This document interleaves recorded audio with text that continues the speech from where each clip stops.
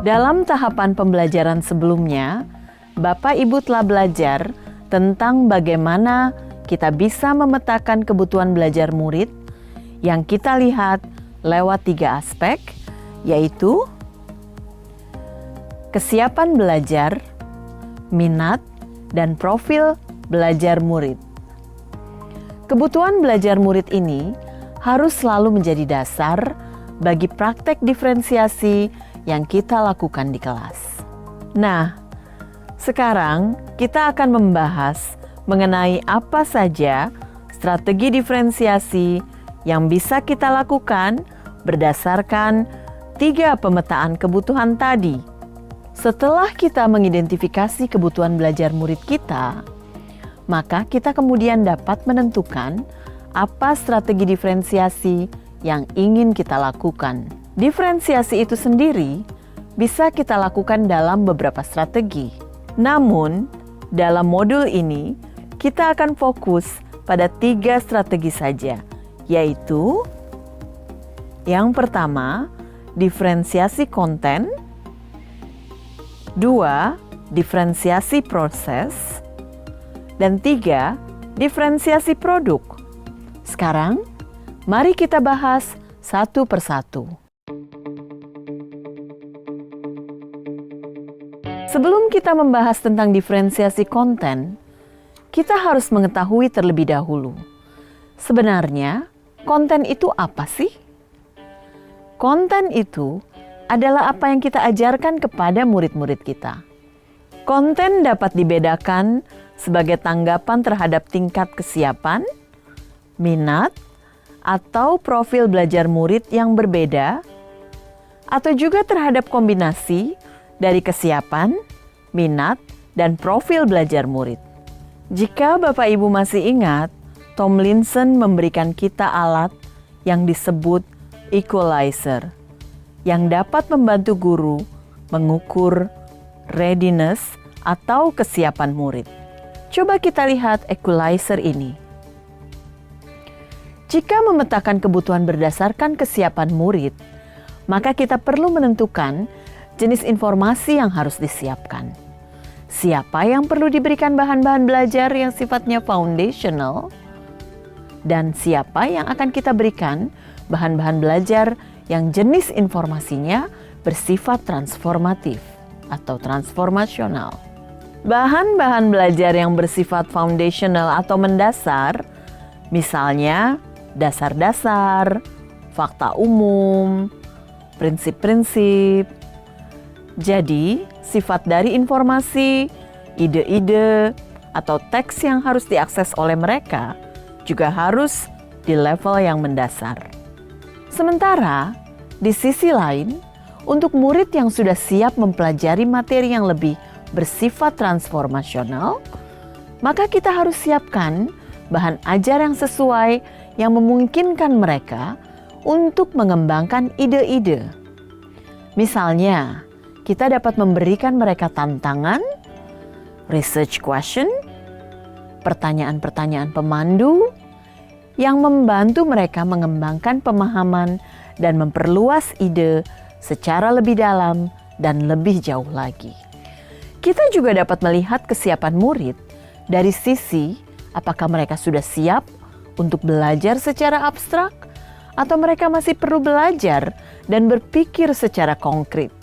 Saat belajar, murid perlu merasa familiar dengan informasi atau materi-materi penting yang sedang dipelajari sebelum dapat bergerak melihat implikasi makna atau keterhubungan antar materi. Saat mereka masih berada dalam tahapan belajar secara konkret, maka guru perlu menyiapkan bahan-bahan belajar yang konkret. Misalnya, saat kita mengajarkan anak-anak kelas 1 SD tentang konsep nilai tempat, maka kita bisa menyediakan manipulatif, stick es krim, multi-blocks, dan sebagainya. Sementara untuk sebagian murid lain yang mungkin sudah familiar dengan ide-ide dan konsepnya, mereka sudah bisa diberikan lewat gambar atau bahkan sudah bisa langsung mengerjakan lembar kerja. Saat murid sudah memahami informasi secara konkret, penting bagi mereka untuk bergerak ke tingkatan yang lebih kompleks agar murid dapat melihat keterkaitan antar konsep atau gagasan. Diferensiasi konten juga bisa dilakukan berdasarkan minat murid. Misalnya, saat belajar tentang teks narasi, guru dapat menyediakan murid-muridnya berbagai teks dengan topik tentang hal-hal yang disukai murid. Sementara itu, diferensiasi konten berdasarkan profil belajar dapat kita lakukan, misalnya dengan memastikan bahwa murid kita dapat mengakses materi ajar tersebut sesuai dengan gaya belajarnya. Sebagai contoh, murid yang memiliki gaya belajar visual mungkin akan belajar dengan lebih baik jika materinya diberikan dalam bentuk gambar. Sementara untuk mereka yang auditori, materinya dapat diberikan dalam bentuk audio.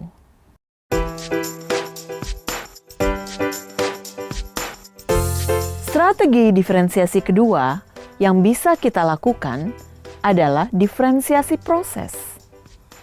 Yang dimaksud proses di sini mengacu pada bagaimana murid akan memahami atau memaknai apa informasi atau materi yang dipelajari. Saat kita telah memetakan kebutuhan belajar murid, yang kemudian harus kita pikirkan adalah bagaimana kebutuhan tersebut bisa dipenuhi. Caranya seperti apa? Proses seperti apa yang perlu disiapkan agar kita mengetahui bahwa setiap murid belajar?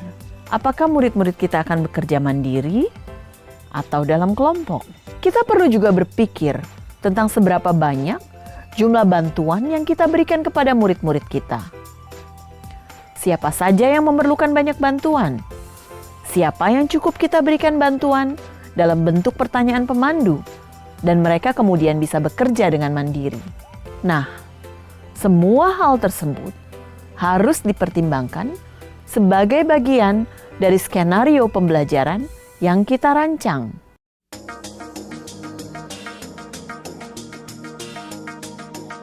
Ada banyak cara kita dapat melakukan diferensiasi proses. Misalnya, kita dapat menggunakan kegiatan berjenjang, di mana semua murid bekerja membangun pemahaman dan keterampilan yang sama, tetapi dilakukan dengan berbagai tingkat dukungan, tantangan, atau kompleksitas yang berbeda-beda. Kedua, kita dapat menyediakan pertanyaan pemandu atau tantangan yang perlu diselesaikan di sudut-sudut minat. Sudut-sudut minat yang kita siapkan di kelas ini akan mendorong murid untuk mengeksplorasi berbagai submateri yang terkait dengan topik yang sedang dipelajari yang menarik minat mereka. Misalnya, saat mempelajari jenis-jenis karangan, kita bisa minta murid membuat karangan yang terkait dengan minat mereka. Jika mereka memiliki minat dalam bidang olahraga, mereka boleh duduk di sudut olahraga, di mana di sana mereka akan diberikan berbagai pertanyaan yang terkait dengan olahraga. Beberapa pertanyaan pemandu kemudian dapat kita berikan sesuai dengan level kemampuan mereka.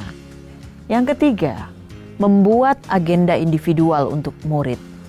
Misalnya, guru dapat membuat daftar tugas yang berisi pekerjaan umum untuk seluruh kelas, serta daftar pekerjaan yang terkait dengan kebutuhan individual murid.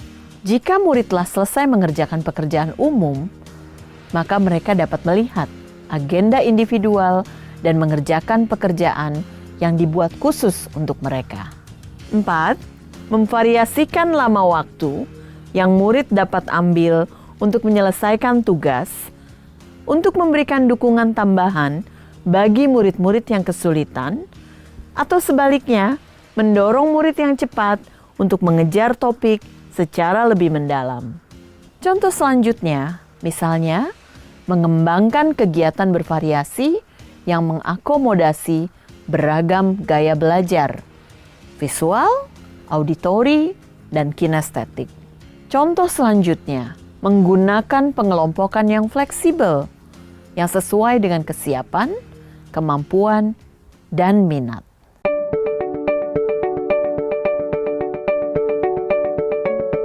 Nah, tadi kita telah berbicara mengenai diferensiasi konten dan diferensiasi proses. Sekarang, mari kita bahas strategi diferensiasi yang ketiga, yaitu diferensiasi produk. Ketika kita bicara tentang diferensiasi produk, maka kita akan memikirkan tentang tagihan apa yang kita harapkan dari murid. Produk ini adalah hasil pekerjaan atau unjuk kerja yang harus ditunjukkan oleh murid kepada kita. Produk adalah sesuatu yang tangible, yang ada wujudnya. Bisa berbentuk karangan, atau tulisan, atau hasil tes, atau pertunjukan, atau presentasi, atau pidato, rekaman, diagram, dan sebagainya. Yang paling penting, produk ini harus mencerminkan pemahaman murid dan berhubungan dengan tujuan pembelajaran yang diharapkan.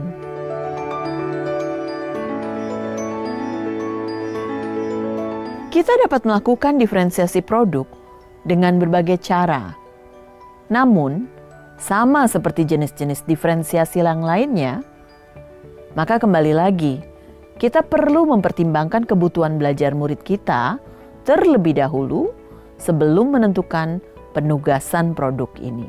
Penugasan produk harus membantu murid, baik secara individu atau dalam kelompok, memikirkan kembali, menggunakan, dan memperluas apa yang telah mereka pelajari selama periode waktu tertentu. 1 unit, 1 semester, atau bahkan 1 tahun. Produk penting bukan hanya karena mereka mewakili pemahaman dan aplikasi dalam bentuk yang luas, tetapi juga karena mereka adalah elemen kurikulum yang paling langsung dapat dimiliki oleh murid. Pada dasarnya, mendiferensiasi produk meliputi 2 hal. Yang pertama, memberikan tantangan dan keragaman atau variasi. Yang kedua, memberikan murid pilihan bagaimana mereka dapat mengekspresikan pembelajaran yang diinginkan.